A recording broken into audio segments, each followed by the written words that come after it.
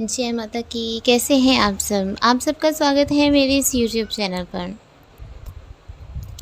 किसी सब्सक्राइबर्स ने ये प्रश्न किया है कि घर की लक्ष्मी को बांध दिया गया है, इसके कुछ संकेत भी बताइए और साथ में घर की लक्ष्मी को खोलने का क्या उपाय है वो भी बताइए।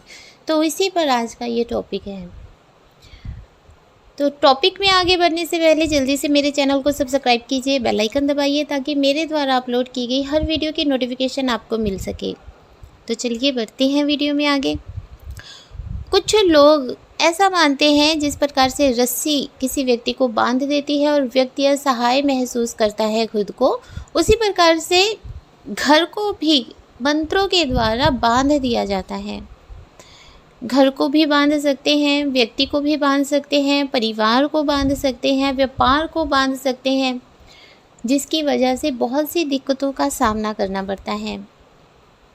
ये बांधना ऐसा नहीं है कि आपको दिखाई दे रहा है कि बंध गए हैं, ऐसा नहीं होता।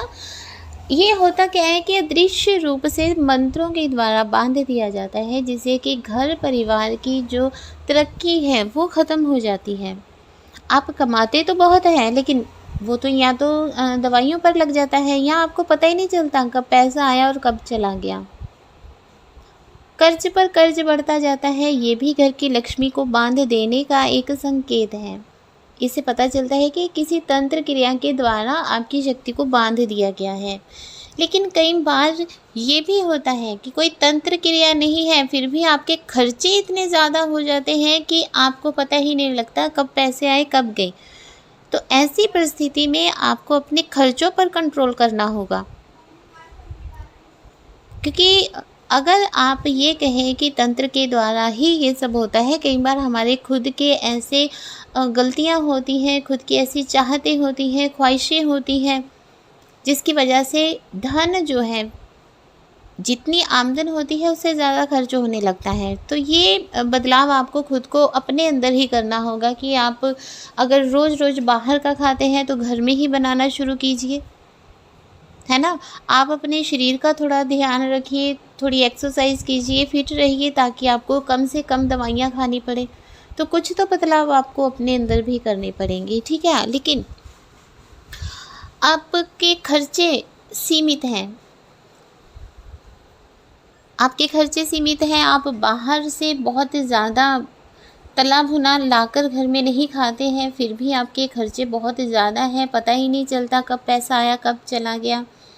पैसा जब आने वाला होता है उससे पहले ही घर में कोई ना कोई बीमार हो जाता है, या कोई इलेक्ट्रॉनिक गैजेट जो है वो ख़राब हो जाता है, जिसकी वजह से रिपेयरिंग पर पैसा वेस्ट हो जाता है।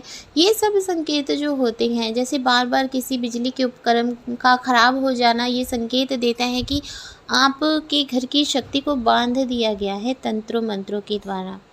तो इसमें बहुत ज़्यादा परेशान होने की ज़रूरत नहीं है, ठीक है। अगर आपको लगता है कि आप बहुत घुटन महसूस करते हैं घर के अंदर, तो हाँ, हो सकता है कि आपके घर में कोई तंत्र क्रिया कर दी गई हो। आपका किसी से कोई लड़ाई झगड़ा नहीं है, कोई अन्य व्यक्ति किसी के साथ झगड़ा कर रहा है, आप सिर्फ उनके झगड़े को मिटाने के लिए आगे हुए हैं, उनकी लड़ाई को ख़त्म करने के लिए आगे हुए हैं, लेकिन उल्टा आप पर ही मुकदमा चल पड़ा। तो ये भी एक संकेत है कि आप पर कोई ऐसी तंत्र क्रिया कर दी गई है जिसमें नुकसान केवल आपका ही होना है। आप किसी का भला करने भी जाएंगे तो आपका नुकसान होगा।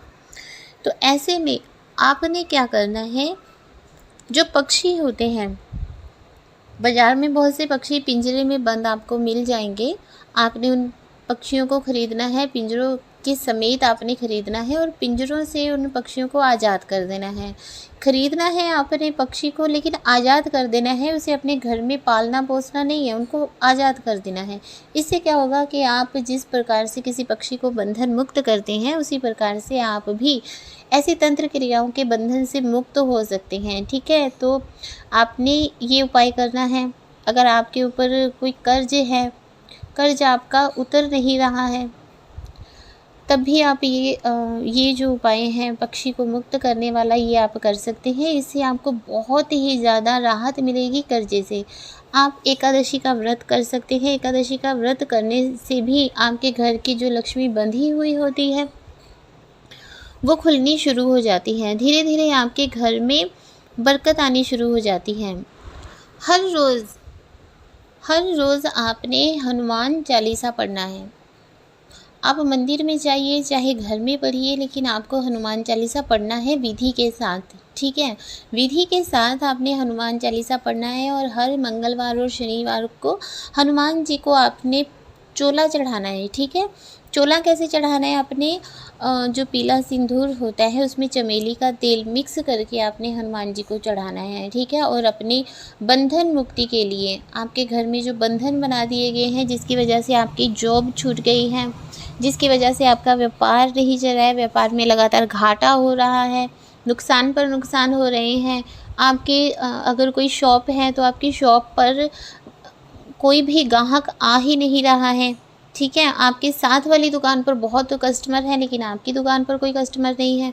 तो ये आपने हनुमान जी से प्रार्थना करनी है। जब आपने उनको चोला चढ़ाना है तब आपने बंधन मुक्ति के लिए अपना नाम, अपने पिताजी का नाम बोलकर अच्छे से प्रार्थना करनी है बंधन मुक्ति के लिए, ठीक है। अगर आप हनुमान जी के भक्त बनते हैं तो बहुत जल्दी आप हर एक बंधन से मुक्त हो जाएंगे, चाहे वो कर्जे का बंधन है, चाहे वो किए कराए का बंधन है, चाहे वो किसी बीमारी का बंधन है। अगर आपको कोई बीमारी लग गई है और उससे आप छूट नहीं पा रहे हैं तो उससे भी आप आज़ाद हो जाएंगे। बहुत आसान सा ये उपाय है, आपको करना चाहिए। ओम हन हनुमते नमः का जाप भी आप 108 बार रोज़ कर सकते हैं, ठीक है। कुल देवी और कुल देवता को आपको मनाना चाहिए। अगर आप बहुत लंबे समय से कुल देवी और कुल देवता के धाम नहीं गए हैं, ठीक है, तब भी आपके घर की जो लक्ष्मी है वो अपने आप ही बिना किसी तांत्रिक क्रिया के ही बंध जाती है। इसलिए अपने कुल देवी कुल देवता को कभी भी नहीं भूलना चाहिए। जो आपके जठेरे हैं उनके वहाँ आपको एक बार तो साल में ज़रूर जाना चाहिए। अगर आप अपने कुल देवता को मनाते हैं तो आपके घर में लक्ष्मी कभी भी बंध नहीं सकती। यहाँ तक कि अगर कोई तांत्रिक भी आपके घर में तंत्र क्रिया के द्वारा कोई गड़बड़ करने की कोशिश करता है तो आपकी कुल देवी कुल देवता आपकी रक्षा करते हैं। इसलिए कुल देवी और कुल देवता को कभी भी नहीं भूलना चाहिए। आपको छोटे छोटे उपाय बता रही हूँ, इनमें से कोई एक उपाय भी आप कर लेंगे तब भी आपका बेड़ा पार हो जाएगा, ठीक है। आपने क्या करना है कि शनिवार वाले दिन आपने 2 पान लेने हैं, 7 पतासे लेने हैं, साथ ही आपने लौंग लेने हैं, साथ ही आपने काले गुलाब जामुन लेने हैं, साथ ही गुलाब के फूल आपने लेने हैं, ठीक है। 7 गुलाब के फूल होने चाहिए, अच्छे खिले हुए फूल होने चाहिए, पत्तियां नहीं चलेंगी, फूल चलेंगे, ठीक है। फिर आपने एक चौमुखा दिया ले लेना है और उस दिए को आपने सरसों के तेल से प्रज्वलित कर लेना है, ठीक है। चारों तरफ उसकी ज्योत चलनी चाहिए। फिर आपने एक नारियल लेना है, नारियल पर काली चुन्नी बंधी हुई होनी चाहिए। फिर आपने जो दिया जगाया है, दिया जगाकर माता रानी के आगे रखना है। अपने सिर से 7 बार आपने नारियल घुमाकर माता रानी के चरणों में रखना है। 7 जो पतासे हैं उन 7 पतासों के ऊपर फूल वाली 7 लौंग रखनी है, एक पतासे के ऊपर एक लौंग। इस प्रकार से लाइन बनाकर आपने रख देने हैं, उनके ऊपर आपने लौंग रख देने हैं। माँ को गुलाब जामुन का और पान का आपने भोग लगाना है, फूल अर्पित करने हैं।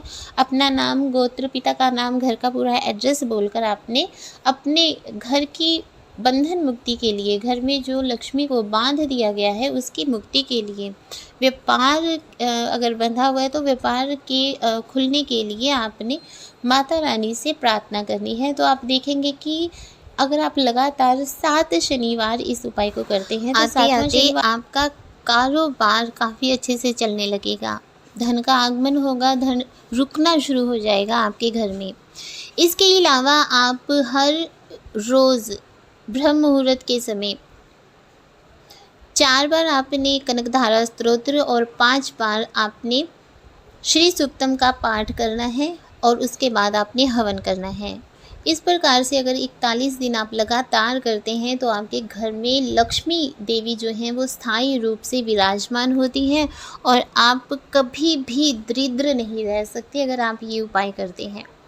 इस उपाय को करने से कभी भी कोई दरिद्र रह ही नहीं सकता है। बहुत ही चमत्कारिक उपाय है ये, इसे ज़रूर आजमाइए। आपके घर में चाहे धन का आगमन है या नहीं है, अगर आपके घर में धन का आगमन है, आपके घर में अच्छा चल रहा है सब कुछ, फिर भी अगर आप कनकधारा स्तोत्र और श्री सूक्तम का पाठ करते हैं, तब आप देखेंगे कि आपकी जो तरक्की है वो पहले से भी ज़्यादा और अधिक बढ़ जाएगी।